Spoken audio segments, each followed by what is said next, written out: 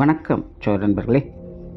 பிழைப்புக்காக எல்லா ஜீவராசிகளுமே ஏதாவது ஒரு வேலைகளை செஞ்சுட்டு தான் இருப்பாங்க. ஆனால் இந்த கால நேரம் அப்படிங்கிறது எப்பவும் ஒரே மாதிரி இருக்காது. சில கால நேரங்கள் நமக்கு வாரி கொடுக்கும், சில கால நேரங்கள் நம்ம காலை வாரி விடவும் செய்யும். ஆனால் சில கால நேரங்கள் கொக்கு மாதிரி அமைதியாக இருந்து இரையை பிடிக்கணும். அப்படி சில ராசிகள் இன்னும் சில வருஷங்களுக்கு இந்த கொக்கு மாதிரி அமைதியாக இருந்து ஜீவனம் நடத்த வேண்டிய சூழ்நிலை இருக்குது. அது என்ன எப்படி அப்படிங்கிறத பற்றி தான் இந்த வீடியோவில் பார்க்க போகிறோம். மறக்காமல் சேனலை சப்ஸ்கிரைப் பண்ணி சப்போர்ட் பண்ணுங்கள். வீடியோக்கு லைக் பண்ணி மற்றவங்களுக்கும் ஷேர் பண்ணுங்கள்.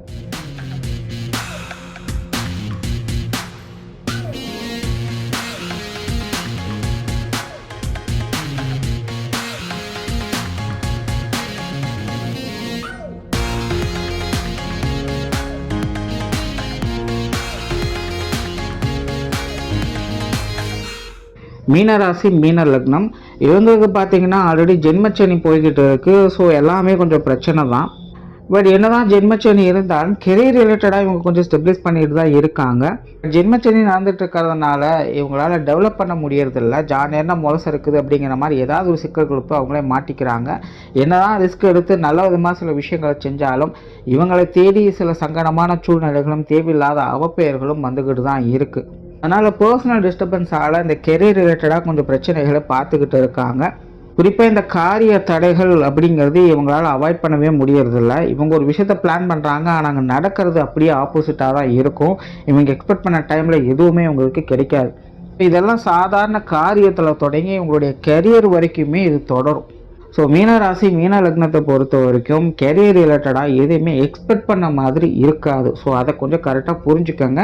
ஸோ தேவையில்லாமல் கற்பனைகளை வளர்த்துட்டு இதை செஞ்சிடுவோம் அதை செஞ்சிடுவோம்னு போய் ஏதாவது விஷயங்களை போய் சிக்கிக்காதீங்க. ஆல்ரெடி நீங்கள் அப்படி தான் இருக்கீங்க.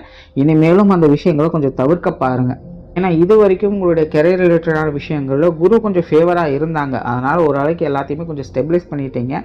இனி வரக்கூடிய டைம் அப்படிங்கிறது அந்த அளவுக்கு அது ஃபேவராக இருக்குமா அப்படிங்கிறது சொல்ல முடியாது. முன்னாடி சொன்ன மாதிரி அந்த திடீர் அதிர்ஷ்ட யோகா அமைப்புகள் அப்படின்னு சில நேரங்கள் வேலை செய்யும். அந்த ஒரு காலகட்டத்துக்கு முன்னாடி நல்ல விஷயங்களை பார்க்க முடியும்.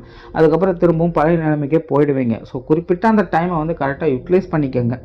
இப்போ இந்த டைம்லாம் பார்த்தீங்கன்னா நிறைய இடமாற்றங்கள் அப்படிங்கிறது ஏற்படும். நிறைய பேர் ஒரு வேலையை விட்டு இன்னொரு வேலைக்கு போகலாம், இல்லை ஒரு இடத்தை விட்டு இன்னொரு இடத்துக்கு போகலாம், வெளிநாடுகளுக்கு போகலாம். இப்படிங்கிற பிளான் எல்லாம் அதிகமாகும்.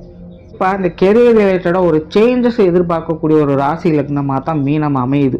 ஏற்கனவே செஞ்சுட்டு இருக்கிற விஷயங்கள் அப்படியே ட்ராப் பண்ணிட்டு புதுசாக ஒரு விஷயத்துக்கு நகருவீங்க, அல்லது புதுசாக ஒரு விஷயத்தை அப்டேட் பண்ணுவீங்க. அதனால் பழைய விஷயங்கள் அப்படிங்கிறது இனி உங்களுக்கு பெருசாக எதுவும் கை கொடுக்காது. ஸோ புதிய விஷயங்களை நோக்கி போகிறதுனால கொஞ்சம் கேர்ஃபுல்லாக போங்க. முன்ன பின்ன தெரியாத அனுபவம் இல்லாத விஷயங்கள்லாம் போய் சிக்கிக்காதீங்க. புதிய விஷயங்கள் எதுவுமே உங்களுக்கு முழுமையாக கிடைக்கிற வரைக்கும் பழைய விஷயங்கள் எதையும் கைவிட்டுடாதீங்க. பட் என்னதான் இப்படி அப்பப்போ சில நல்ல விஷயங்கள் எட்டி பார்த்துட்டு போனாலும் டெவலப்மெண்ட் அப்படிங்கிறது மீனத்தை பொறுத்த வரைக்கும் கேள்விக்குறியாக தான் இருக்கும்.